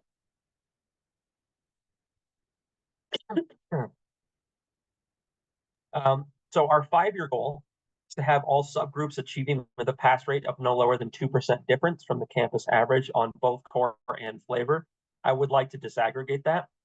And so that is step 1 of our annual goal this year, is to establish a data gathering tool for tracking pass rates on core assessments so that we can disaggregate them by subgroup and make sure that we can actually look at that information. I would be remiss to find that any of our subgroups are curved differently on flavor assessments to bring overall grades up to passing in ways where they couldn't perform as well in core assessments. Because to me, the core, as an English teacher, that meant you can do the skill. And the flavor assessment meant now you can apply that skill in a real world scenario. And the application of the skill in a real world scenario, as you know, should be wholly dependent on their ability to perform the skill at its basic level. And that is why part of the focus for the mission goal and the 3-year plan was to really dig in on the flavor assessments to ensure that that is what's happening at that level. So those discrepancies between core and flavor should start to dissipate. Excuse me. So again, broken down for the school year, we would like to see ELL students going from a 9% to a 7% difference, 504s going from a 5 to a 3%, and students who are classified at risk going from a 14% difference to a 9% difference. We're trying to cut down and shrink the gap between the subgroups and the mainstream populations within that goal for the 6 through 12. And of course, developing the data gathering tool to do it more efficiently is part of the goal of this year, which is why the actual percentage goal is a little bit lower, because I don't know when we will get that tool, which means some of our terms might disappear in the process. So that's our academic goal for both the K-5 and the 6-12, a little bit different for each because the campuses are different. I will pause if anyone has questions on academic goal. Yeah, Ms. Martha. Yes, Ms. Martha. Yeah, so can you tell us how you plan, like what things will you or the school or teachers or departments, what are you going to do to try to close that gap? Right, excellent. And that is part of the work happening. So what I mentioned in terms of the ties to for Sonia's work is part of that, looking at the culturally relevant curriculum. The intent behind that approach is that it should create better performance within our ELL students. We are also, the PLCs have decided that what they want to work on this year is focusing more on their seminar development, so that what they're utilizing in terms of class time is more focused on students getting deeper into the content. And so when I show you what the strategic planning tool looks like that I'm sharing with the principals tomorrow, it'll help because I'm going to have the principals help lay out sort of that. That question you're asking about, what are they going to do to help achieve this numbers, is what I'm going to talk to the principals about tomorrow and say, how do you utilize the different teams on your campus to achieve this, to what degree? So it's going to come from a combination of things. Having students with better attendance rates will help. And so we have that subset of things. Our PLCs focusing with teachers on how to run seminars better will help with that. Our director of curriculum focusing on flavor assessments should assist with it. The equity council team working on having teachers look through their curriculum to make sure that the CLR approach is present should help with that. So each of those little like cogs within the wheel of how do you create better academic performance is a task that we'll be diving into this week with our principals. Okay, thanks. Sure. If there's no other questions, I'll jump into community building. So our next one, which is partially relevant to our retention, is that I really think as a school, when we're sitting in front of the PEC again in 5 years, my hope is that we can share how we continue to be innovative partners in public education. And I think the community building aspect is the place where that will happen the most. We have the most room to grow there because we've spent so much time sort of focusing on what we do as a school and keeping things in-house that I don't know that we have expanded out of the walls of the school as much as we should. And it's something we have started working on, and I think we can definitely improve it. So my rationale is that the next 5 years, we should be looking at making connections to the broader community at large, which means community partners to attend our larger community events, as well as function as marketing partners with the school, creating educational opportunities for juniors and seniors through selective internship opportunities in area organizations, building connections with our teacher preparation programs to attract student teachers to come to explore, and connecting to post-secondary institutions to create more of that opportunity for students to look at post-secondary options. So half of these kind of go with the entire K-12 campus, half of these go more with the 6-12 campus. And so at the end of 5 years, my 5-year goal is to increase the exposure and reputation of Explore Academy to develop community partnerships, language around that. And I'm looking to see if that our enrollment process or throughout weekly newsletters, we would like to find that I would like to find, we need the tool to do it because we cannot ask as a part of the application process how they found out about our school, but we certainly can ask how they found out about it as part of either their enrollment process or once they are part of the school. So I would like that data to show us that 10% of our student population is actually directly coming from contacts they made with partners that we've built relationships with, that 25% of our graduating seniors have done some kind of internship, job shadow, or connected with a community partner to establish a relationship outside of the school. I would love if we were hosting at least 4 student teachers every year as part of our school community. They strengthen the school, they bring innovative practices to us. They, in a very cold way of saying it to a degree, bring some free labor to us, but they also allow us to help teach and train teachers who will be kind of like the talent pool that we're looking for to continue expanding our teacher population. And that our college visits increase with both the number of out-of-state universities coming in. Our college and career guidance counselor has hit just about every major school in New Mexico. And she said she has about 15 schools that came from out of state. But what we're looking for is a better diversity of Ivy League, Ivy Plus, and Little Ivy schools as program options so students can see a variety of school types coming in. Our annual goal this year, but what we're going to focus on for this year, is to see 10% of our senior class make a direct connection to an area business or community partner in order to complete either an internship, job shadow, or career exploration option. Ms. Ellis, Nora Ellis, our counselor for career and college, has already started the work on that and sending out surveys and getting students hopefully engaged in finding internship opportunities. We would like to meet with each of the New Mexico teacher prep program leaders to complete a recruitment and placement plan for next school year within our K-12 classrooms. So meeting with the heads of those departments to both kind of put ourselves out there. We are a good option for student teachers. I actually think we are an ideal option for a student teacher because the iteration rate of a 22-day or 44-day term reporter is so much better playing grounds in which to sort of practice your craft, get feedback, have a hard reset, and practice it again, more so than certainly I had in my teacher prep program experience when I did my student teaching. And so selling that to them so that the next school year we can hopefully be a school of choice or certainly more advertised as an option for placement for student teachers. I would like us to have at least 5 businesses that we consider as direct community partners who help us get the name of Explore Academy out there, whether those are vendors who come to our fall festival or places around us where we can place flyers that they connect with parents about, having at least 5 that by the end of the year we say these are tight partners that work with us as a school. and then 10% increase the number of out-of-state universities or programs to our students are exposed to through either college outreach programs or college visits, as well as having 100% of our students complete a college board account, which is part of the goals of our college and career counseling. So that's our community building, both this year, those small steps, as well as 5-year plan where I see us hopefully getting to. So I'll pause there if there are questions about the community goals. Fantastic, in my humble opinion. And it's time for us to really start spreading the wings. Have you thought about how you will enlist our director of outreach in some of these initiatives as well? Or are you just focusing her on enrollment? Like, what are your, I guess, short term it's enrollment, but Correct. longer term, is it, are you going to be weaving her or to her, right? I believe, Yes, yeah, Katia Pride is correct. into this as well? Yeah, it's something that I think that she and I need to work better on, to be honest. We don't have very frequent meetings with one another.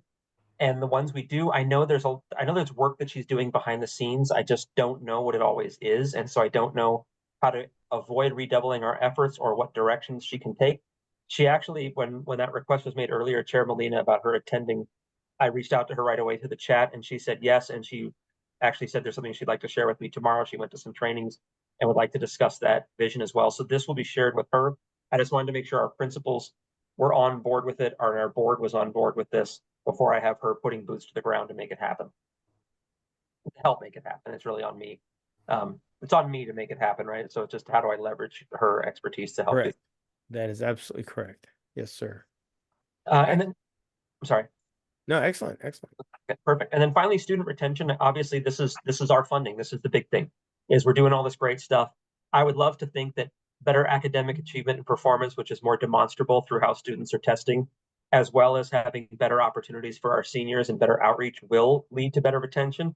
But as a more focused effort onto this, I would love for us, and so in 5 years, my sort of 5-year goal is that our K-12 interest should exceed the capacity with waiting lists of 20% more at the K-5 and 10% more at the 6-12 of students applying that we are able to accept at all levels. That's my hope, is that throughout the year, what we sort of constantly have that 10% chunk of applicants waiting.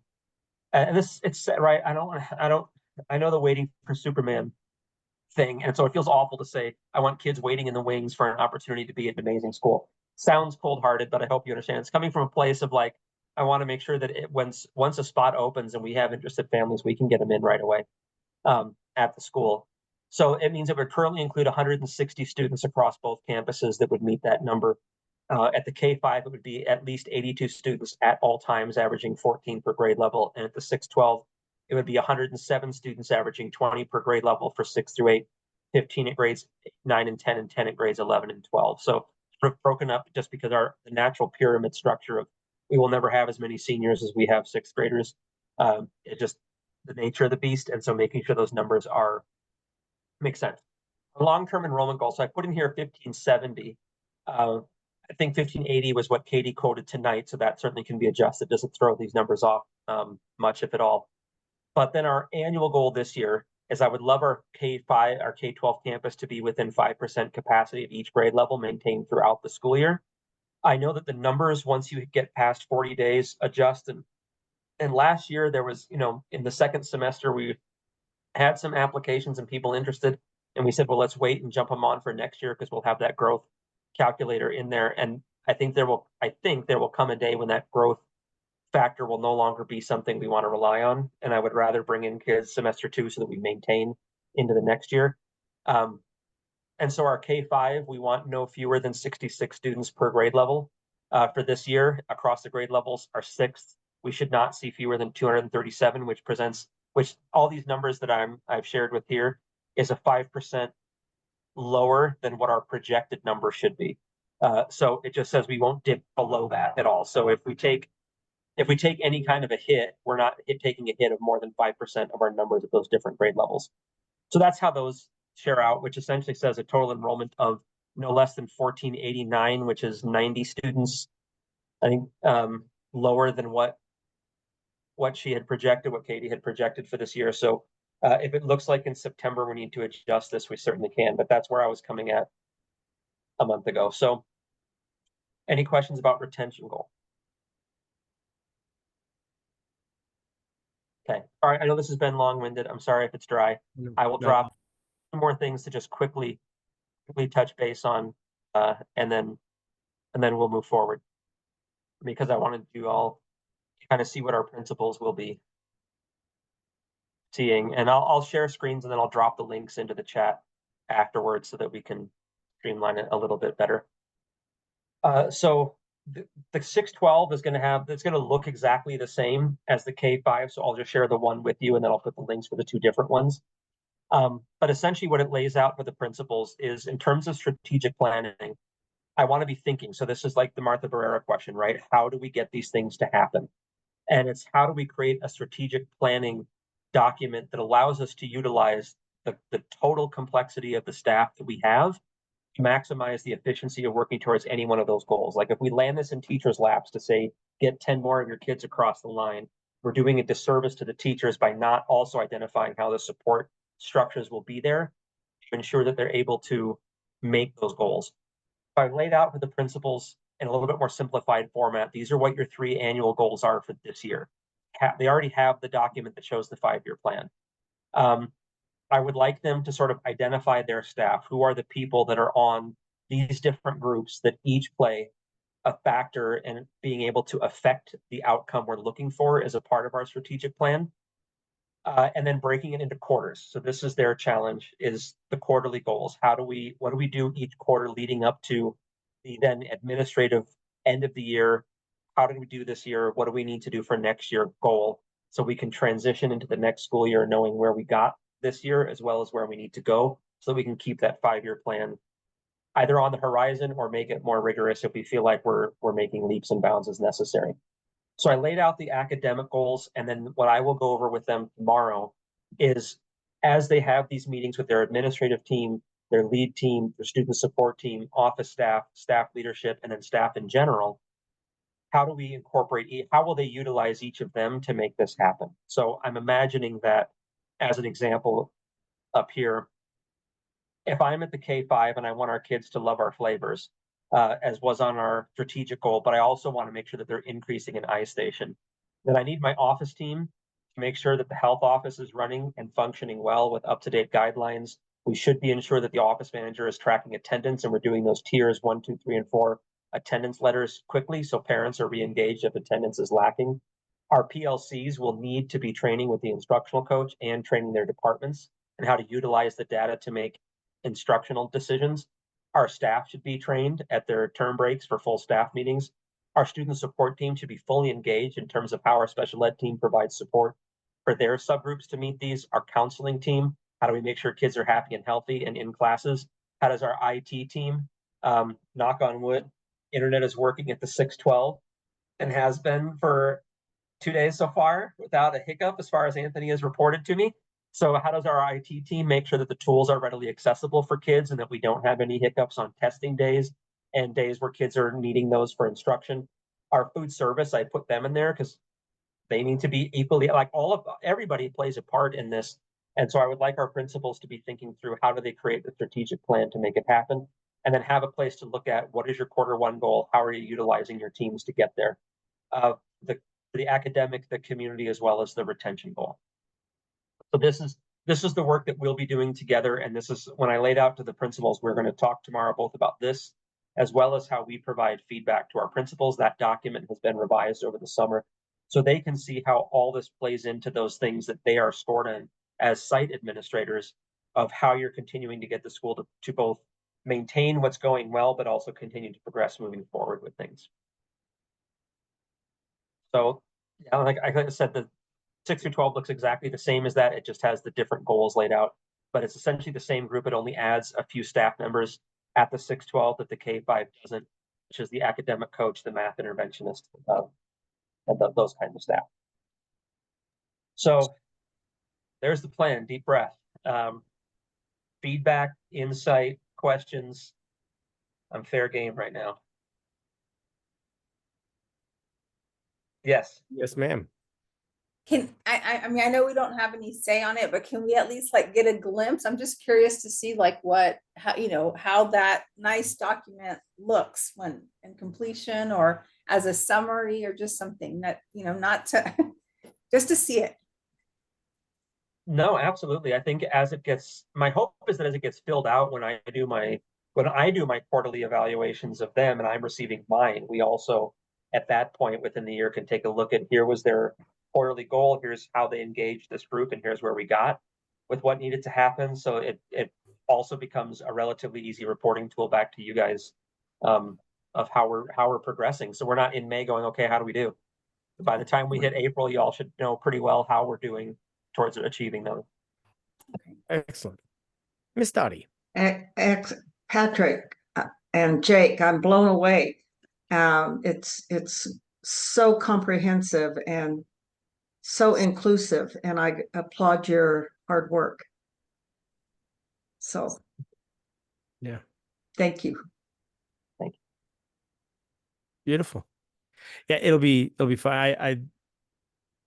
I really appreciate you laying it out so crystal clear and what we're doing today and where we want to be in 5 years. So well done. Beautifully done. Thank you. All right. And let me go ahead and post those two strategic planning docs in the chat just for you guys. So if you want copies, I'm kind of hoping we fill these out live. So if you have the link at any point, you can hop in and see what's been done on it. Sure. So, yep. Perfect. as well. All right. Very good. Are you ready to give us the gym staffing, student, and data update? Yep. It'll be quick. Academic data. We're 2 weeks in. Kids are loving school. Smiles on faces as I walk around hallways. You saw the data in terms of where we ended last year with our iStation results, as well as where we ended with our seminar pass rate. And I think I shared at the July board meeting where we ended with our iMesa data.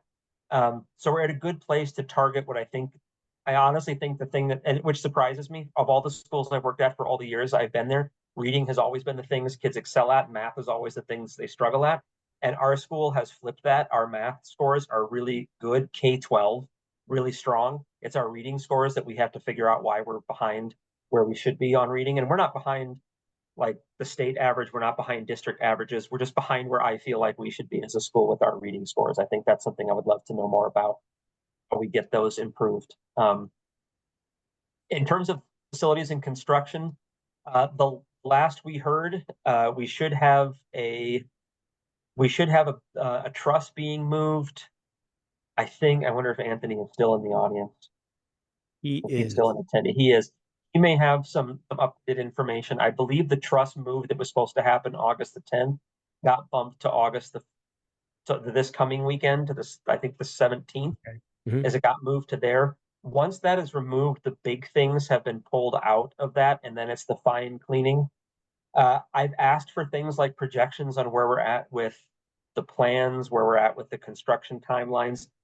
I can tell that right now, David Greaves, who is our engineer, is very reluctant to share timelines, very hesitant to sort of give us anything more specific than that. I've had parents reach out from the start of the year saying, so when are we going to get the accountability report that identifies what the problem was?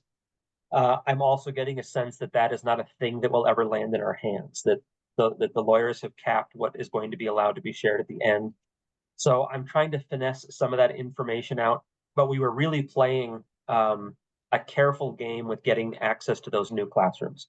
We had, and again, Anthony can share with you more of what it looked like on the ground. I think at 3 o'clock, the day before students got there, I announced on the PA that I had the golden ticket in my hand of the certificate of occupancy that's temporary until they get that last truss removed. And teachers at 3:05 were cheering in the halls as they said we can move into new classrooms. But to get us there was very touchy. The city did not want to approve it with that last truss remaining. I don't know that the last inspection that they wanted to move forward with it. I think at the end it was the persuasion of our team that said, look, we got kids starting tomorrow, that they did those final walkthroughs. So I'll let Anthony, if you'd like to jump in and share anything else about the progress or what you've seen in terms of gym and new classrooms. Yeah, so thank you, Jake. So the truss, the second truss that's still stationary inside the school is supposed to be removed this Saturday. That was supposed to happen last Saturday, but there was some issues with that, so they moved it back to the 17th this weekend. I talked to Anthony, which I think is the lead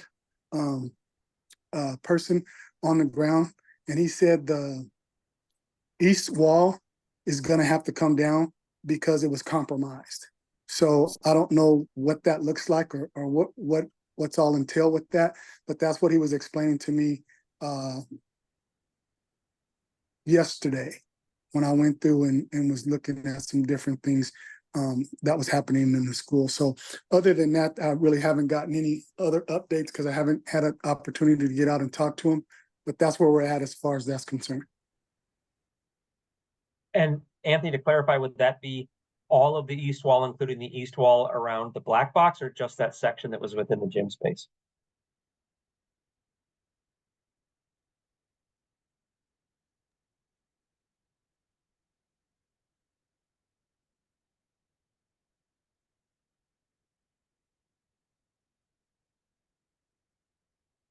Sorry, yeah, I think you might have been muted when you answered. Sorry. Oh, okay, sorry. So it's just the gym area wall that needs to be replaced on the east side of the school. Okay. Okay. Excellent. And new classrooms are, I mean, it's a gorgeous space. Actually, there's a section that the drama teacher's utilizing in addition to his classroom that's just kind of it's out in the hallway, but it's such a broad space that goes between where the restrooms are and where the classrooms begin. It's a big space he's using for his drama location. The music teachers, the one, they seem happy. They're able to spread the instruments out because those rooms were made so large for them. Smells like new carpet in there. That's always a bonus. So I think they're enjoying using that space as well. Student enrollment, you guys heard the numbers. We are sitting at 1446 in our school. I have a pending meeting with Katia tomorrow to talk about whatever it is that she heard. I haven't heard whether it's a good thing or a bad thing, because there are sometimes things that frustrate recruitment efforts to charter schools and sometimes things that promote recruitment efforts to charter schools. And I've been through waves of both of those things in my time in charter schools, where sometimes there are real blockades put up to charters being able to recruit students and limitations placed on what they're allowed to do that completely upends strategies that we may have in store for ourselves. So we'll see what that's like. But I'm happy to say that our ELS team and our office managers have been great in terms of coordinating their efforts to ensure that those lists are as clean as possible, as frequently as possible. And I think we're much better off this year that the number we show is going to be a much stronger number that holds longer than what we were seeing last year, when there was not quite as much emphasis placed on clearing up the intent to returns at the end of the school year and then the lists of attendance. So as an example, we had all of our office managers pull attendance the second day, and any kid who was absent for 2 days got a text message home. We noticed you weren't here for the last 2 days. Are you still planning to attend the school? It was about a 50-50 between kids who said, oh yes, but my kid's been sick, versus those who said, oh no, we've chosen something else. So we're able to get those numbers processed in and out much more quickly to those strategies we've used. And then finally, in terms of staffing, the two big things, we have a couple of minor things, some EAs. We have an EA on each campus that needs to be hired. One of our music teachers resigned and is leaving. I think he's leaving Albuquerque, because I got the Gallup McKinley schools was where I got the employer verification statement from. But currently where we stand at the 612, we are in the, as you know, because the principal position is being held currently on an interim basis, we do have to hold interviews for that. So we have already done resume reviews as well as phone screeners. We did a hiring committee similar to what we did at the K-5 when we were needing to get that principal replaced there. So we've had parents and staff members actively engaged in the resume review process, and tomorrow evening, Thursday evening, and Friday evening will be the 3 interviews. So we have Anthony Branch, who is our interim principal, who will be conducting the interview portion with our hiring team, as well as 2 other applicants that are from outside of the school doing interviews. Our hopes is to have a decision made by the end of our debrief Friday. And if not, then Monday information going out. It just depends on how late things go on Friday with our last interview. And then as you guys may know, at our K-5 campus, this assistant principal resigned in July. So we have posted to have a dean of students as opposed to an assistant principal. What we found is that the tasks we were giving her were much more dean of students oriented.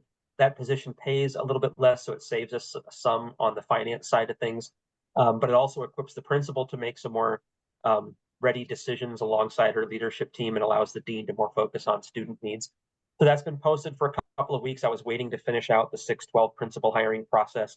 And then Dr. Valdez and I will begin the process for hiring the dean of students at the K-5. All right. Thanks, Jake. And that hits it. Indeed. Well, outstanding, sir. I think you can be released if you'd like to go convalesce and heal and hydrate. Thank you.